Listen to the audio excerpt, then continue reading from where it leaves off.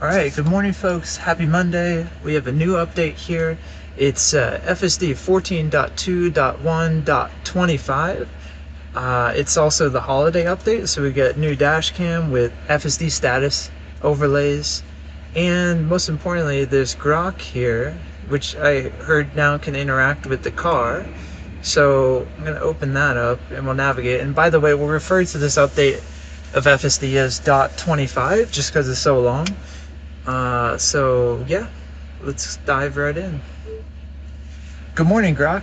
Can you navigate me to Bass Pro? Good morning. The closest Bass Pro Shops is in East Hartford, Connecticut, about 18 miles away. Let's do that one. Navigation set to Bass Pro Shops in East Hartford, Connecticut, about 18 miles, around 30 minutes. Start It'll open at 9. Self-driving. Got it. Navigation to Bass Pro Shops in East Hartford is set. 23 miles, 29 minutes, arrival Grok, around. can you start self-driving? Self-driving is already engaged to Bass Pro Shops in East Hartford. We're on the way, about 23 miles left. Okay, we pushed the limits of Grok there. I still got to push the button, but that is coming. So that's cool. So Grok can navigate to anywhere. You can add any number of destinations along said route, and it'll change it up at if you want to add if you already have nav set and you want to add more destinations, change up the order. I've seen people do that, and that's pretty cool. So yeah, and on today, for the first time ever, I have the screen running on the tailgate. I don't know what the acceptability of this will be via Connecticut State Highway patrols, but if I happen to get pulled over, that's something that FSD can certainly handle. As far as I know, I just don't know if FSD will stay with the officer behind on the shoulder, or if it'll try to go. I figured that'd be good to find out. But hopefully no ticket. Not looking for a ticket. So FSD is holding here. We are just waiting for cross traffic, both directions at the stop sign, just pulling out a little bit, get a better view, but it spots all the cars coming from the left.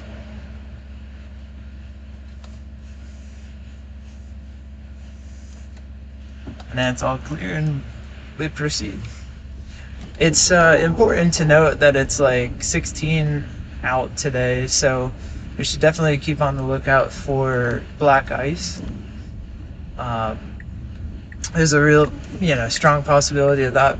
I think I've already kind of slipped and slid on the some of that stuff in the neighborhood today. We got the garbage truck turning here. FSD is waiting, no problem, at this complex Y intersection. Okay, got no one coming. That's good. Oh, I just noticed that FSD from this update, the .25 update here, has defaulted to hurry mode. I'll leave it in there because I want to see, what that'll do on the highway in terms of lane changes and speed, because it was restrained to 10 over before, a strict cap. I think we all wanted to see a little bit more, if it's 65 zone, you want to be going about 80 if the road conditions permit. And as we saw yesterday in the snow, the FSD definitely, at least for snow, takes into account road conditions. It's not necessarily true for it scrapes the ribs.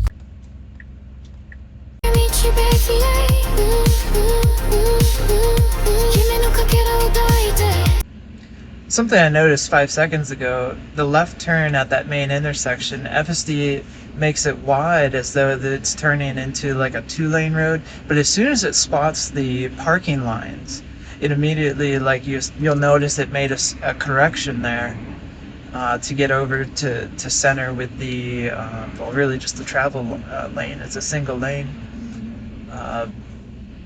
So, I mean, it's very clearly not leveraging like some kind of map data there and just fully reliant on just vision only. So, it's something cool. I think it's been doing that a while. If you look at all my videos, you'll see that intersection there on Main Street to Lewis Ave, and I've been noticing that like it'll make the left turn kind of wide, as though it's going into like a right lane, but the right lane doesn't.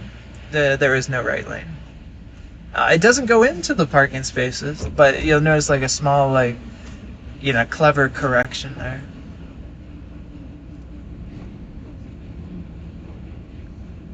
I'll also be looking for my screens not to fly off the back of the car when we're going on the highway. I would very much like that not to happen. The magnets I put on there are very strong to hold these screens to the tailgate, but it's untested, so it's only tested up to maybe 30-40 mile per hour. But yeah, I should probably keep the camera on them so I can just verify stuff. Hurry mode feels incredibly refined, like everything's just flowing.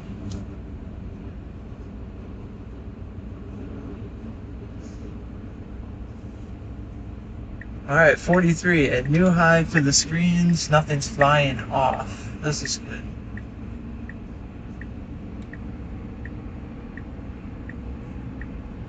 We got snow flying off the cars in front. FSD is not batting an eye, even though the lanes aren't that, clearly defined, getting on 691 here. This is very good. And hurry mode, for once, it has its lane change, it has its turn signal on to change lanes, and it's doing it amongst this snowstorm happening in front of us from the van who didn't clean off his snow. I understand that it's kind of high and it's frozen outside. Yeah, look at that. It looks kind of cool actually, coming off the van there. It looks like a wind tunnel with the white smoke going on. FSD does not care. It's doing the driving. Oh, and the screens, as far as I can tell, are still on the car. They're still with us.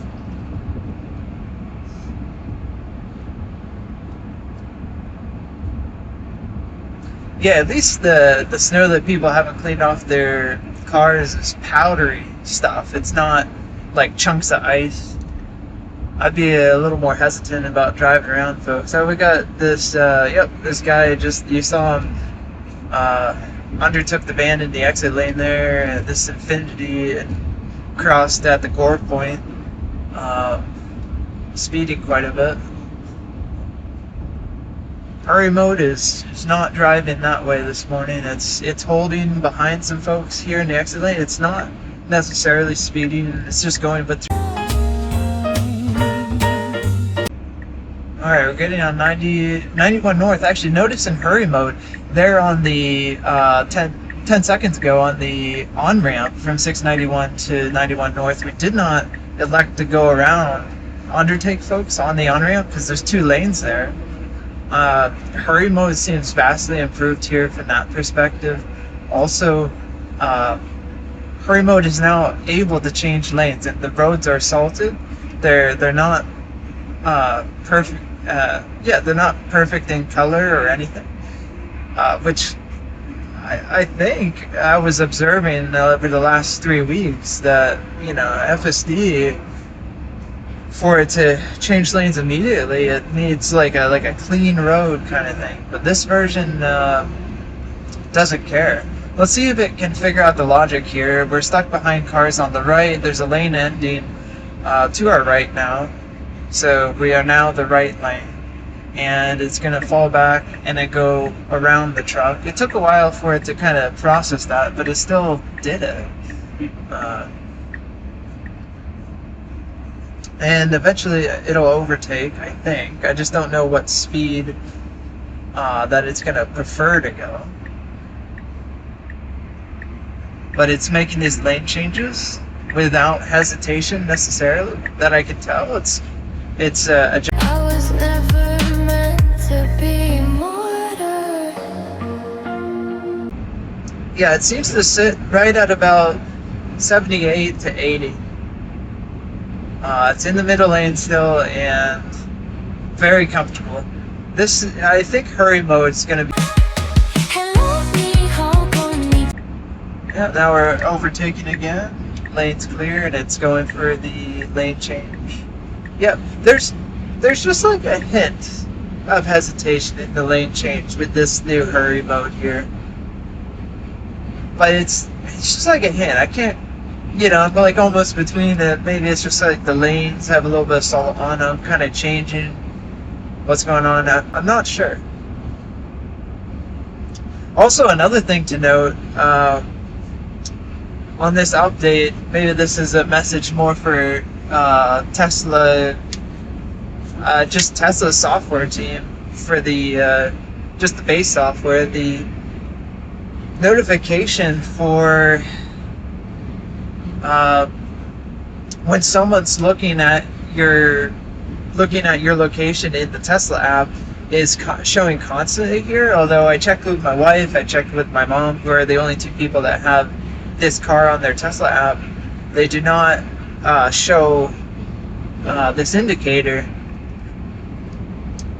And what I think it is, we have a third party, we added like a third party key to the car, which is our, we have an Eversource, or our utility, our electric utility has an incentive program for charging at off-peak hours. And I'll bet you that is stuck on for that. Because they kind of monitor, make sure like where and when you're charging, so you can get the incentive. I bet you this is just a glitch regarding that. So maybe Tesla, if this makes a video, check this out. It's just a simple kind of base software thing. Yeah. But everything else, loving it. We're navigating via Grok. Like Grok interacted with the car, and we navigated to Bass Pro. I'm not even sure that was on Tesla's roadmap necessarily to have Grok interact with the car even this year. Although the holiday updates are known to be, big. Here, I'll interject here. We had a lane change kind of request there. There's a BMW, to our left and adjacent to us, but there's plenty of space. And hurry mode definitely hesitated there. But it wasn't like it went for the lane change. It just had its signal on, and it didn't want to go for it. But eventually it did, as it came up to this box truck. So hesitation in hurry mode. That's what we'll test Mad Max on the way home tonight. It seems like hesitation for lane change is definitely still present, but it's definitely reduced. Like, hurry mode from all previous versions, version 14s, would not change lane. Like, I just had a major, it was just like a glitch on the highway, which signal, but the conditions for it, for whatever reason, were never right. But on those same versions, Mad Max could change lanes instantly and all day long, no problem. So I think it was just a training thing. So if there's still a hint of that, it just shows that hurry mode just needs just slight more training, and we are contributing to that now, potentially. I was so afraid to let. Yeah, I guess the screens are rated for 80 miles per hour. That's good. Good to know. Okay, so back to before I interjected, because I like to interject for anything FSD is doing. The indicator for someone looking at your car via the Tesla app or the API is just stuck on. Oh wait, no, sorry. Wrong topic. I was talking about Grok and being able to interact with the car. It could not press the button, so Grok was not able to press start self-driving. But it was able to enter wherever you wanted to go, in this case Bass Pro, over by my work today. and I did it. Or I could change the nav right now. If I bring up the Grok app, I could change it right now. The next phase of this is clearly going to be like I'm talking right now. Grok should know that I'm not talking to it right now. I'm doing my FSD Live podcast thing. But then if I, said, okay, wait, now I want to change destinations to go to the nearest supercharger. Bam, it would pick up on that mid conversation. I don't have to go into the Grok app to get those interactions. After all, that is clicking something, and that's counterculture to Tesla software, right? The whole point is autonomy. You don't have to do anything. So that's clearly the next phase. But what I was going to say about the holiday update and Grok interacting with the car is, what is it? I'm not sure that was actually in the original holiday update roadmap, because if you notice the timing of events here, Rivian had their Autonomy Day on December 11th, I think Thursday or something last week, or Wednesday, I think it was Wednesday, whatever. December 11th, 2025, and I don't think the holiday update went out yet. Perhaps Tesla was kind of waiting to see what Rivian would have in their software roadmap at least. And then it said, okay, this thing we're under development with Grok, okay, let's push that, let's make it real. I've got some big ideas for Christmas in this Grok interaction thing with the nav.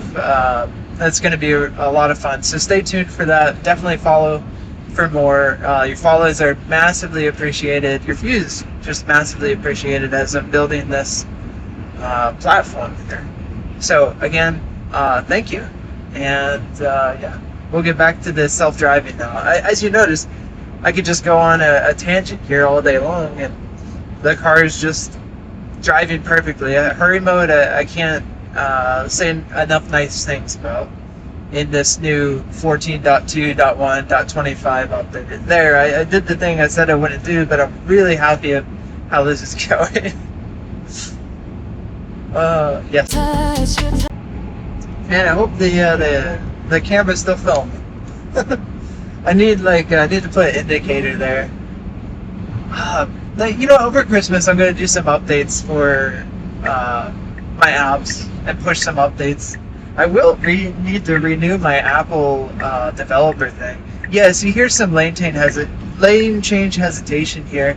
I do think Hurry Mode wanted to get over here into at least the middle lane, but I think its hesitation prevented it. The cameras are all clean.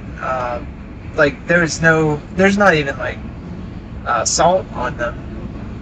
I cleaned them yesterday when I cleaned off the car in prep for the freezing temperatures here. And yeah, I do notice in the 55 zone we're going just roughly 70, 71, 72. I was actually really worried about that on Mad Max, because it would kind of, maybe it went 85, maybe it didn't, But, yeah, it was a bit hot for temperature in 55 zone. This is now road trip approved, road trip proof. My wife and I will be taking it the springtime at some point. I think I want to wait till the temperatures warm up a little bit. We'll hash it over, but we're going to Seattle, road tripping in one of these cars, probably this one, unless our other car has free supercharging still. I think we have some points left. Or if we sell a Tesla to one of you lucky folks, if you buy a Tesla with our referral code, the link's in all my bios. It's bstar119.github.io/. From the video that got 200, 300,000 views last night, right here, where FSD undertook 3 or 4 lanes over on Mad Max on the prior update here. And I had to disengage right here at the gore point because I didn't want to re-nav. To be clear, FSD did not force us over the gore point. That was me doing that. But Mad Max immediately got us into that situation, which it should not have. And it did great here. I think it might have even wanted to go around some folks, this version right here.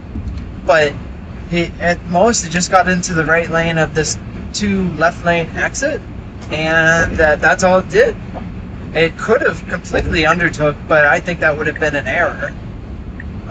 And it held true. It did all the right things. So we got a exit coming up at 0.7. Yeah, 0.7 miles. We'll see how this lane change hesitation works out. It's just to be cautious about lane changing to the right, but it's still doing it. It's not. Yeah, it's. Tu transformes le silence en mélodie. Whoa! Someone almost crashed there. Okay, this is complex at the stop sign here. There was a car that was pulled over here by the recycle can, and there is a car coming. We're making the right, but it's far off, so we made it. Anyways, there was a car that was stopped by the blue can there that was, I guess, signaling to come back onto the road. A car in the cross traffic had stopped, like, I don't know, like right in front of the exit lane, or was coming up, while someone at the stop sign pulled out in front of this person, the cross traffic person, and almost like a side swipe or something there. Meanwhile, FSD is like looking at everything and like, alright, looks like we'll get a test of the morning sun here. The air is very clear, I think. That sun's very bright. I'm gonna go boil my eyes for you guys. This is all for you. There we go. Oh, that turn was so comfortable. Okay, yeah, blinding sun as we come up the road to Bass Pro by Rentschler, Pratt & Whitney Stadium kind of thing going on over here. And that sun is blinding, like I cannot see, but clearly the car is still plotting everything. So this version and sun, just fine. Blinding sun. Let's see if the nav's improved, because last week it tried to put us in the right turn lane here. And to go to Bass Pro, we should stay straight, and it's doing it. It's doing all the right things. Yeah, that sun was blinding. That kind of hurt my eyes. It's behind. Alright, there's a cart near FSD's favorite parking spot next to the veteran parking. We'll see if that changes its mind about where to park. It has never, the past version 14.2, it had never parked in handicap or veteran parking. We'll see if that holds true to this .25 revision. And yeah, it's going to its favorite spot, although some minor hesitation, definitely by the cart. Tag at CartNarcs, you know, someone's, you know, the cart return is right there. I'll kind of supplement. Maybe we'll put that away in the video here. But again, thanks for joining. Use my referral codes. Again, links in the bio. Much appreciated for your follows, your views, everything. You guys are great. And yeah, have a good day, folks. All right.